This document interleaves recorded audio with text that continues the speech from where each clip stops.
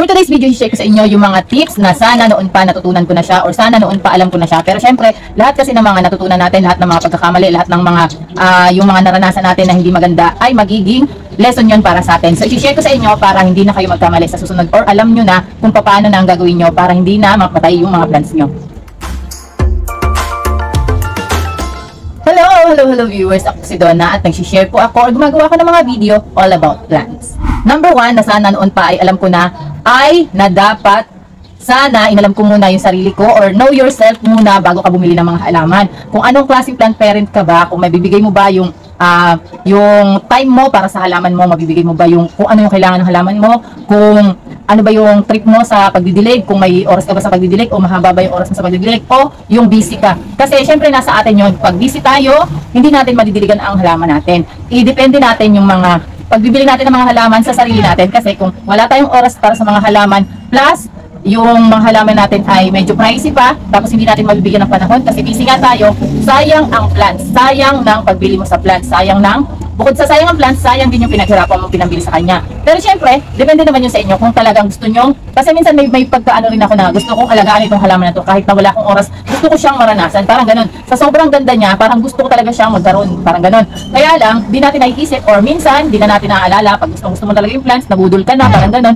Nabudol kasi, syempre, pagka kunyari, yung pinapanood mo sa online, ang ganda ng piniflex niya. Syempre, mabubudol ko talaga kasi ang ganda ng mga foliage ng halaman, ng mga dahon ng halaman. Kaso lang, minsan hindi natin naiisip na yung plants na yon ay kailangan ng care katulad sa mga roses. Akala mo yung mga roses ay hindi ganun kahirap alagaan. Mahirap silang alagaan pag busy mom ka or pagka wala kang direct sunlight. Kailangan sa kanila laging diligan, lalo na nasa direct sunlight sila. Gusto nila yung direct sunlight para dumami yung mga buds nila at magkaroon ng mga bulaklak. Kung busy mom ka na hindi ka makakapagdilig ng araw-araw, marami kang inasikaso sa bahay nyo, huwag kayong bumili ng mga ganung plants. Idepende nyo yung sarili nyo, katulad sa akin. Pagka bumibili ako ng halaman, iniisip ko muna, ngayon, na dati hindi ko talaga ginawa yun, nabili lang ako ng bili, sige, bili, ganito, bili. Ganda nito, bili, ganun.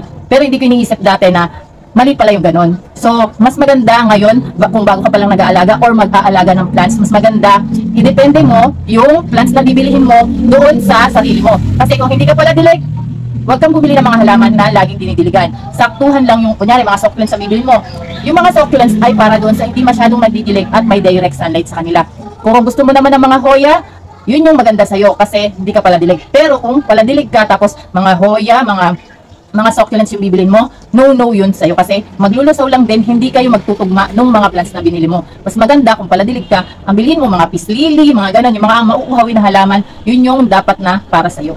Ibagay mo ang plants na bibilhin mo sa sarili mo kasi hindi kayo magtutugma kung hindi kayo magkakaparehas ng gusto ng halaman, kung hindi mo susundin yung gusto ng halaman, hindi siya magta-thrive. Kung ano dapat yung gusto ng halaman, doon din yung ibigay mo, yun din yung ibigay mo sa kanya para magtugma kayo, mas gumanda siya, maging lush yung mga halaman mo at hindi malusaw sa'yo.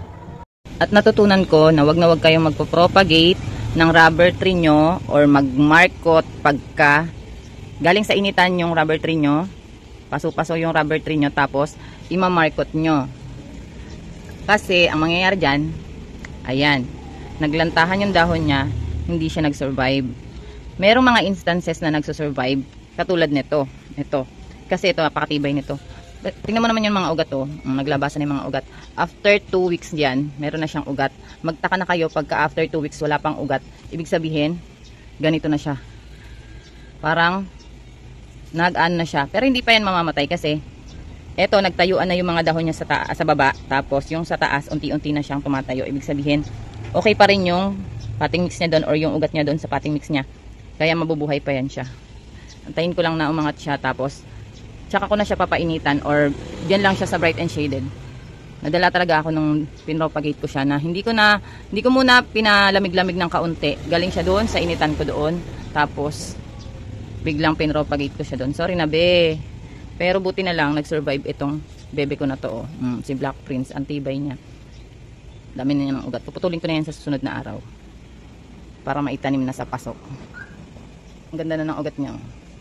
Number 2 na I wish I knew earlier pa na dapat noon pa ginawa ko na bili ako ng bili nang hindi ko na-research na halaman. Bago ka bumili ng halaman, know your plants muna or mag-research ka muna, magtanong ka muna sa seller bago ka bumili ng halaman na yun. Kasi kung hindi mo mabibigay yung gusto ng halaman mo, kung hindi mo, kunyari, direct sunlight siya, tapos yung pwesto mo ay walang direct sunlight, or yung pwesto ng bahay nyo ay wala talagang direct sunlight, nasa kondo ka nakatira, tapos halos ang nakukuha mo lang na init ay sa bintana lang, huwag kang bumili ng mga halaman na pang direct sunlight. Ang bilhin mo yung mga indoor plants na alam mong magta-thrive doon sa pwesto mo. Kung hindi naman, kung puro direct sunlight naman doon sa bahay nyo, ang bilhin mo yung mga pang direct sunlight, yung mga crotons, yung mga ganito, yan, pang direct sunlight yan. Pero ngayon kasi yung mga direct sunlight kasi, parang hindi na kinakaya ng halaman yung init ng panahon ngayon or yung init ng araw talaga. Hindi nila kinakaya, nag-52 degrees dito sa Muntinlupa. Kaya mas maganda ang bilhin nyo or bumili kayo ng net. Kung sakaling wala kayong yung talagang puro direct sunlight yung bahay nyo, mas maganda maglagay kayo ng net para hindi maglusaw yung mga halaman na bibilin mo. Kailangan yung pwesto mo ay ibagay mo sa mga halaman na bibilhin mo. Kung ang pwesto mo ay masyadong mataas ang temperatura or yung humidity ay masyadong mataas, kailangan yung mga bibilhin mo, mas maganda calathea, mas maganda yung mga anturium, mga ganon. Kaya yun ng mga may humid na environment. Pero mas maganda doon, paladilig ka, syempre. Kasi pag may humid, medyo mabilis matuyo yung mga patinix ng halaman natin. So, kailangan ibabase mo rin yung sarili mo. At yung pwesto mo, doon sa bibilin mong halaman. I-research mo yung halaman bago ka bumili. Kung gusto mo yung plants na yon, alamin mo muna kung ano yung care and tips sa kanya. Pero syempre, yung care and tips ng ibang tao, kunyari sa akin, may care and tips ako dito sa halaman na to, sa specific na halaman na to. Pero, magkaiba tayo ng pwesto, dapat hindi tayo susunod sa mga care and tips na narinig lang natin sa seller na tinanungan natin. Mas maganda, i-ano mo rin sa sarili mo na yung pwesto mo ay kailangan ng ganitong potting mix. Yung pwesto mo ay mahangin, kailangan lagyan mo ng medyo kukupit or yung hindi masyadong matutuyuan yung halaman. Kung ang pwesto mo naman ay sobrang kulob naman, mas maganda ang potting mix mo ilagay mo lagyan mo ng mga rice hull, mga pames para mabilis matuyo or mag-dry out yung potting mix ng halaman mo. Tapos, mag-provide ka ng electric fan kung hindi masyadong mahangin dun sa pwesto mo kasi good aeration sa halaman, ayun yung isa pa sa natutunan ko, good aeration sa pwesto mo para sa halaman mo ay mas bubongga ang halaman mo. Danas ko yan sa mga halaman ko dito. Napaka-importante din ng airflow sa mga halaman natin, lalo na sa mga aglaonema. Dapat may hangin sila na nakukuha at hindi sila masyadong masikip sa pinaglalagyan. Hindi dikit-dikit, hindi nasasakal sa potting mix. At yung airflows nila sa pinaglalagyan nila ay continue. Kasi kung hindi, ang mangyayari sa kanila, maging sa Birkins, yan, yung mga Birkins na yan, aglaonema na yan. Pagka kulob na kulob yung pwesto, naku, hindi mo gugustuhin naglulusaw yung mga halaman mo. Kasi kung walang airflows, ganyan ang mangyayari sa kanya. Ayan, naglulusaw yung mga yung mga ugat niya diyan, tsaka yung mga stem niya, yung dahon niya, nagkakaroon ng amag. Plus pa, ito yung bagong niya, dahon niya, hindi lumalabas. Nagiging Cinderella syndrome ang nangyayari sa kanya, na hindi makalabas yung panibagong dahon, nabubulok na lang. Ang maganda naman diyan sa Cinderella syndrome na yan, pagka nakuha mo yung niyan, kunyari naputol na yan, yung Cinderella yung dahon na yan, naputol na yan. Magiging dalawa yung stem nitong Birkins na to pagka napatribe mo siya or napalitan mo siya ng potting mix or napabuhay mo pa siya, na iwasan mo yung pagkabulok ng mga ugat niya at dahon niya, mabubuhay yan siya at may dalawang stem na lalabas dyan sa Birkins na yan. I-assess mo muna yung temperatura sa pwesto mo, i-assess mo muna kung masyado bang mainit sa pwesto mo, i-assess mo muna yung pwesto mo, paglalagyan sa halaman mo bago ka bumili ng halaman para hindi malusaw yung halaman, mas gumanda sa'yo yung halaman, mas magtugma yung pwesto mo sa gusto ng halaman. Kasi ang halaman natin, kung hindi nabibigay yung mga gusto niya, yung kunyari variegated plants siya tapos walang bright lights doon sa pwesto niya, ay maglulusaw yung mga variegation or mawawala, worst case scenario, magre-revert yung mga binili mong variegated plants. Mas maganda sa variegated plants ay may ilaw or may lights kang ibibigay sa kanila. May grow lights ka, mag-provide ka ng grow lights kung wala kang lights doon sa pwesto mo. Meron naman mga nabibiling mga grow lights na ngayon na malalaki or depende sa kailangan mo. Pero kung ano yung gusto ng halaman, yun yung pinaka doon, bigay mo sa kanya kung ano yung gusto niya. Gusto niya ng lights, gusto niya ng airy na pwesto, gusto niya ng hindi masyadong naiinitan or hindi ganun ka bright and shaded lang ang lights na kailangan niya. Lagyan mo sila ng net na 90% or 100% pa nga na net para mas mag-thrive yung mga plants mo. Bigyan mo sila kung ano yung gusto nila. Bago ka bumili ng halaman, ibagay mo yung halaman na bibilhin mo doon sa pagpupwestuhan mo. Kasi para hindi sila maglusaw, para mag-thrive sila. Number 3 na, I wish I knew dati, bago pa ako magkaroon ng halaman, or bago pa ako mag-propagate ng mga halaman ko, ay napaggantong panahon, tag-init, tapos iba pa yung init ngayon, super init talaga ng bonggang-bongga, super humid talaga, ay dapat water propagation lang. Kasi yung kunyari magso-soil propagation ka. Naglulusaw yung mga halaman or nagtutuyuan kahit mga putos pa yan, yung mabibilis na paugatin ng mga halaman. Pag ganitong super humid or super bagsak yung humid talaga. Kasi danas ko yan dati nung nagpo-propagate ako. Last year pa ata yun, mga 3 years ago. Na tuwing summer, pag nagpo-propagate ako, lalo na sa milleflores, kahit photos pa yan, kahit pa yung roses pa yan. Pag nagpo-propagate ako, pag summer, talagang nabubulok lang, nalulusaw, naglalantahan yung mga dahon. Mas maganda sa kanila, kahit anong halaman pa yan, mag-water propagate ka sa kanila. Mas nagtatribe sila. Or hindi sila nagtutuyuan, naglalantahan yung mga dahon. Yung mga ugat nila nagtatribe pag water propagation. Hindi ko na tinry mag-propagate nitong summer kasi super init talaga. Ayoko nang maranasan yung mga nararanasan ko dati na talagang, pero meron akong magandang halaman na pwede siya sa propagation pag summer kasi danas ko yun sa kanila. Ito yung Manjula Pothos. Ang ganda niya i-propagate pag ganitong summer. Ang bilis niyang magkaroon ng mga bagong dahon. Ang bilis niyang magkaroon ng mga bagong ugat pagka nag-propagate ka pag ganitong bagsak yung temperatura or bagsak yung humid dito sa atin. Hindi ko alam yung reason kung bakit gustong-gusto ng Manjula kahit summer or nagtatribe sila kahit summer. Kasi pagka taglamig naman, pag nagpo-propagate ako sa Manjula, medyo naglulusawan sila. Lalo na pagka nagdidilig ako sa mga Manjula. Naglulusaw sila, nagtutunaw lang yung mga dahon nila at mga ugat nila. Nagkakaroon sila ng stem rot at root rot. Pero pag summer talaga talagang bit na bit nila. Pero yung magandang potting mix para sa Manjula pagka summer ay 50% na kukupit at 50% na rice hull. Magtatribe yung Manjula sa inyo. Kahit 1 leaf propagation, mabilis magkaroon sila nagiging 3, 4 agad na dahon. Ang bilis nilang i-propagate pag ganitong summer. Pero bukod doon sa ibang mga halaman, danas ko sa kanila pag summer talaga kahit ano pa yan, kahit enjoy photos, mga ang tawag doon neon photos, ang bilis nilang maglusaw pagka summer sila pinopropagate. Kahit pa ang ganda ng paso niya, kahit ang ganda pa ng pinaglalagyan niya, maglulusaw at maglulusaw yan siya. Hindi niya kinakaya yung super init ng panahon. Yung cuttings niya, naglalantahan talaga. Yung stem niya, hindi niya na-absorb yung water kahit na matagal ko siyang diniligan. Bago ko siya diniligan, after 2 days or 1 day pala ata yung bago ko siya diniligan. Yung tipong tuyo-tuyo na talaga yung cuttings niya. Hindi talaga siya nagtatribe. Talaga siya. Naglalantahan talaga siya. May mga ganun talaga, may mga panahon talaga na pangit mag-propagate. So, kailangan din isalang-alang natin yung temperature ng paligid natin bago tayo mag-propagate, bago tayo mag-repat ng halaman natin. Kaya, pag kunyari, kailangan ko na magputol kasi medyo pumapangit or natunaw yung ugat niya. Kunyari, kailangan ko i-save yung halaman na yun. Kaya, ipopropagate ko. Ang gagawin ko, water propagation lang. Tsaka ko sila i-repat or magkakaroon or ililipat sa may potting mix na talaga or may lupa na pagka may mahaba ng ugat, doon sila nagtatribe pag ganitong summer. Kasi ang haba na ng summer natin dito sa Pilipinas.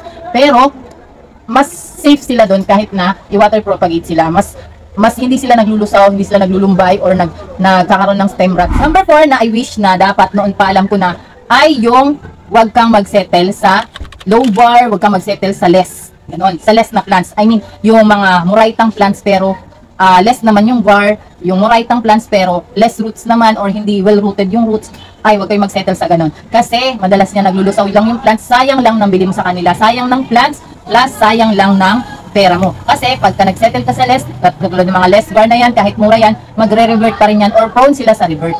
Kasi pag less bar yung binili mo, aasa ka lang na magkaroon ng mga variegation or matatagalan para magkaroon sila ng mga variegation. Pero depende yun syempre sa plants. Nagkakaroon naman mga variegation ng plants, katulad ng mga burley marks, kahit na tagal-tagal nilang hindi nagkaroon ng variegation, mga ilang buwan, danas ko kasi yan sa mother plant ko dito, naubos ko yung may variegated na stem, hanggang sa inabot ng ilang buwan bago siya nagkaroon ng mga variegation. Nag-half moon, nagpo-full bar pa yung mga, burley marks. Pero depende yun sa plants ha. Madalas, yung mga mabilis mag-revert na mga halaman, tapos pricey pa na halaman, huwag nyong isettle yun, huwag nyong bilhin yun. Mas maganda, bumili na kayo ng premium na yung variegation para hindi na kayo aasa pa na magkakaroon siya ng variegation. Kasi surely yun, yung mga bagong shoots nun, may variegation. Kasi danas ko yun sa plants ko, na sana noon pa, alam ko na sana dahil sa pagtitipid ko, ay hindi na sana ako bumili ng mga ganon. Na pinagsisisihan ko talagang binili ko sila kasi umasa lang ako, plus pa, nasayang lang yung pera mo, or pera ko pala sa kakaasa ko na magkakaroon pa sila ng variegation.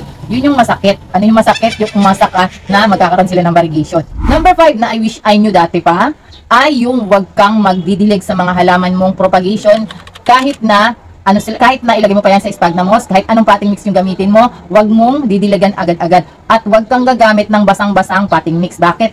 doon magkakaroon ng rot or stem rot, root rot yung mga propagation mo pagka basang-basa agad sila. Mababasa yung pinutol mo sa kanila, doon ay danas na danas kong naglulusaw yung mga pinagputulan ko sa kanila. Kung sakali man na ang propagation nyo ay hindi nag-thrive, yung naglusaw yung mga ano, kung kaya pang isave, putulin nyo lang yun, gupitin nyo yung nag-rot na or naglusaw na stem, tapos tsaka nyo i-propagate ng water propagation, or mas maganda, wag nyo nang diligan or wag nyo ilagay sa basang potting mix yung propagate mo na yun.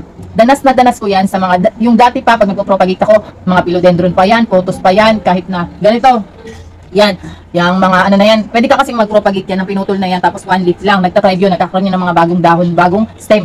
Ay, bet na bet nila kahit na tuyon-tuyon yung potting mix mo na gagamitin sa kanila, yung hindi talaga totally basang-basa yung potting mix. Pwede kang gumamit ng mga potting mix na parang ano, medyo basa ng kaunti. Yung ganon, para hindi ka na magdilig sa susunod. Or wag talaga yung totally basang-basa yung potting mix mo.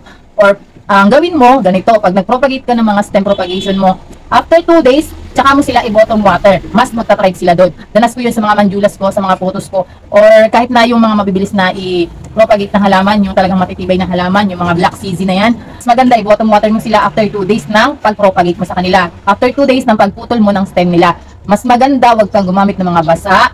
Tapos, wag mo silang didiligan pansamantala. Kahit mag-propagate ka ng yung mga tropical plants, yung mga flowering plants, mga roses, mga milleflores, mga syndapsus, or yung anthurium, pag magpo-propagate ka, wag mo agad diligan.